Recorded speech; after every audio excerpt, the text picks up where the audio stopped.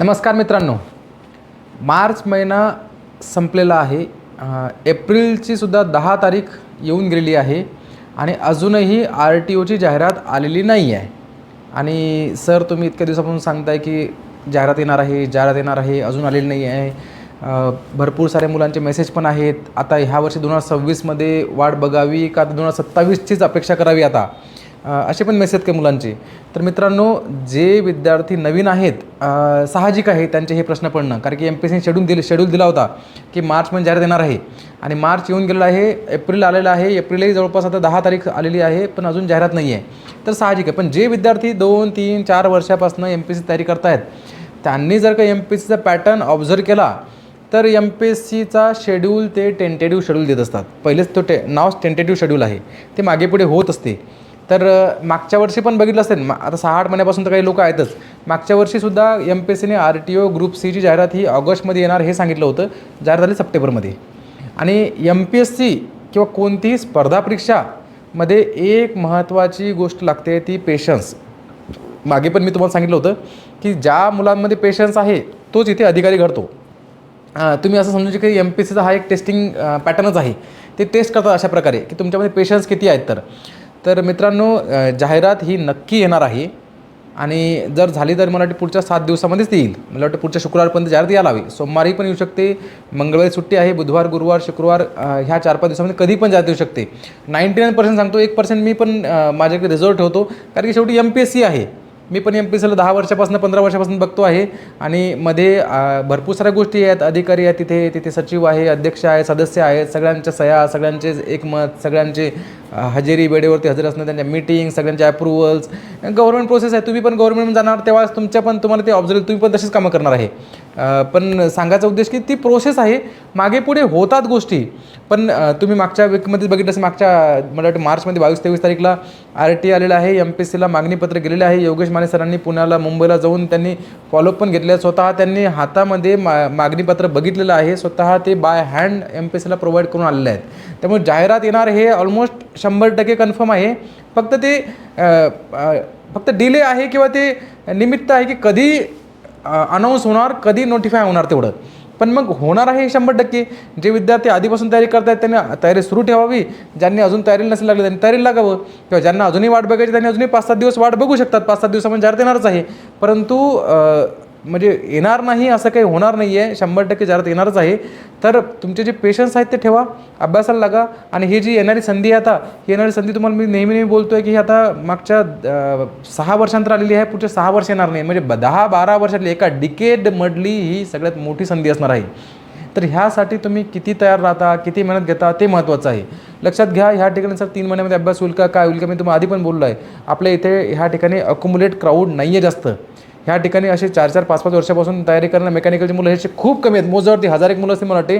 पण तरीही पूर्वपरीक्षा जर बघितलं तर जवळपास 9,000 विद्यार्थी पास होऊ शकतात. 8-9,000 विद्यार्थी, तरी भरपूर सारी आपल्याला म्हणजे चान्स आहे अजूनही तयारी केली तरी. तर मित्रांनो, RTOची परीक्षा म्हटलं तर ह्या अशा गोष्टी होतच राहतात. आता तरी शेड्यूल दिलं आहे, मागे तर बिना शेड्यूलची जाहिराती यायची आपल्या RTOच्या, बिना शेड्यूलच्या. आता शेड्यूल आहे, फक्त थोडंफार मागे पुढे होईल.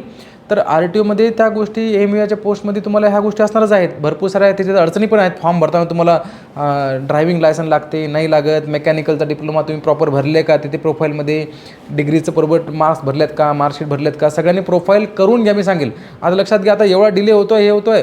आता इथे काही मुलांनी मला एक्सक्यूज नको द्यावं की सर माझं ड्रायव्हिंग लायसन काय राहिलं, की सर माझं नॉन क्रिमिनल सर्टिफिकेट काय राहिलं. लक्षात घ्या, आता नवीन फायनान्शियल इयर सुरू झालं आहे. नवीन फायनान्शियल इयरसाठी तुम्हाला नॉन क्रिमिनल सर्टिफिकेट काढावं लागणार आहे आणि सगळ्यांनी नॉन क्रिमिनल सर्टिफिकेट अप्लाय करून घ्या. भरपूर वेळेस मुलांचे नॉन क्रिमिनल सर्टिफिकेटमुळे पण चान्स दिलेले आहेत. आपण OBCमध्ये आहे, आपण अदर बॅकवर्ड क्लासमध्ये आहे किंवा अदर कॅटेगरीजमध्ये आहे आणि आपल्याला नॉन क्रिमिनल सर्टिफिकेट लागते, तर ते लागतेच. फक्त आपण आहे म्हणून ते चालत नाही आहे. तुम्हाला तिथे कागदपत्र सर्टिफिकेट द्यावं लागते. आणि मग जाहिरात आल्यावरती फक्त तुम्हाला 20 दिवसाचा कालावधी भेटतो आणि 20 दिवसामध्ये मग धावपळ होते. मला म्हणायचं, जाहिरात आल्याबरोबर तुम्ही फक्त तयारीसाठीच वेळ द्यावा, प्रिपरेशनसाठीच वेळ द्यावा. त्या ठिकाणी तुमचा 1 मिनिटसुद्धा RTO ऑफिसला जाणे, लर्निंग लायसन काढला किंवा ट्रायल घ्यायला किंवा तुम्ही सेतूमध्ये किंवा तहसील कार्यालयामध्ये जायचं नॉन क्रिमिनल सर्टिफिकेट डोमेसाईल करायला, असं नको व्हावं. ज्यांनी अजूनही नसतील काढले त्यांनी आत्ताही 4-5 दिवसामध्ये काढून घ्यावं, हे तुम्हाला यूज होणारच आहेत. तर मित्रांनो, ह्या काही आणखी बारीक सारीक गोष्टी असतात आणि जाहिरात आल्यावरती मी तुम्हाला पहिल्यांदा म्हणजे मेसेज करूच नका, मी तुम्हाला सांगतो. पहिल्यांदा मी अर्ध्या तासामध्ये 1 तासामध्ये तुमच्यासाठी स्पेशल व्हिडिओ घेऊन येणार आहे. यूट्यूबवरती ज्या काही नवीन बदल असणार आहेत, आता पहिल्यांदा आपली जाहिरात जी आहे ही स्पेशल याची RTO जाहिरात आता ग्रुप सीमध्ये येणार आहे. मग ग्रुप सीमध्ये फर्स्ट टाईम येणार आहे. आम्ही पण ते जाहिरात ही फर्स्ट टाईम ऑब्झर्व करणार आहे की कशा प्रकारे म्हणजे फॉर्मॅट करायला असेल, त्यात काय बदल असणार आहेत काय नाही आहे, हे पहिल्यांदा असणार आहे. पण ते सगळे बदल तुम्हाला मी अर्ध्या तासामध्ये स्टडी करून यूट्यूबवरती येऊन तुम्हाला लाईव्ह क्लिअर करून देणार आहे. आणि तुम्ही आपल्या यूट्यूब सगळ्यांनी मला ते नोटिफाय करून ठेवलंच असेल, सगळ्यांनी सबस्क्राईब केलंच असेल.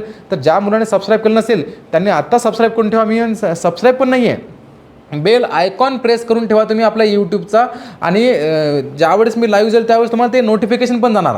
आणि जे मुलं आता सध्या हा व्हिडिओ इन्स्टावरती बघता आहेत, इन्स्टासाठी तुम्हाला आपल्या यूट्यूबची लिंक हवी असेल तर तुम्ही इथे कमेंटमध्ये करा इग्नाईट यूट्यूब म्हणून, तुम्हाला आपल्या यूट्यूबची लिंक येऊन जाईल. आणि त्या लिंकवर जाऊन तुम्ही सध्या आपलं यूट्यूब चॅनल सबस्क्राईब करून ठेवा, बेल आयकॉन प्रेस करून ठेवा, ऑल नोटिफिकेशन ऑन ठेवा. म्हणजे तुम्हाला सगळे नोटिफिकेशन येणार. इथून पुढे येणारे सगळे यूट्यूबवरती जे व्हिडिओ असणार आहेत ते सगळे रिलेव्हंट आणि सगळे RTO EMIच्या अपडेटसाठीच असणार आहे. मी भरपूर एक्स सर्व्हिसमॅनसाठी, स्पोर्ट्ससाठी, महिलांसाठी, सगळ्यांसाठी काय काय गोष्टी लागतात त्यासाठी स्पेशल व्हिडिओ बनवणार आहे. कॅटेगरीसाठी कागदपत्र कोणते लागणार आहेत, अर्ज कसा करावा, तुमचा लाईव्ह डेमो तिथे स्टेप बाय स्टेप प्रोसेस कशी असणार आहे, सगळे पहिले नोटिफिकेशन, कॅटेगरी वाईज जागा किती असणार आहेत, काय काय बदल झाल्यात जाहिरातीमध्ये, सगळ्या गोष्टी मी तुम्हाला त्या पहिल्या व्हिडिओमध्ये आणि तिथून सबसिक्वेंटली मी recorded video, live video, even मी तुमचे डेली लाईव्ह क्वेश्चन आन्सर सेशनिंग तिथे यूट्यूबवरती आणि इन्स्टावरती घेणार इथून पुढे. तर ज्याही मुलांनी आपलं यूट्यूब इन्स्टा सबस्क्राईब नसेल त्यांनी सबस्क्राईब करून ठेवा, ऑल नोटिफिकेशन ऑन करून ठेवा आणि सध्या तयारी करेल तयारीला सुरू ठेवा. तर मित्रांनो, बिलकुल ताण नको घेऊ, शांत राहा, डोकं शांत ठेवा. आता संधी येणार आहे आणि ती आपल्याला ग्रॅब करायची आहे. तर मोटिवेटेड राहा. Thank you, all the best.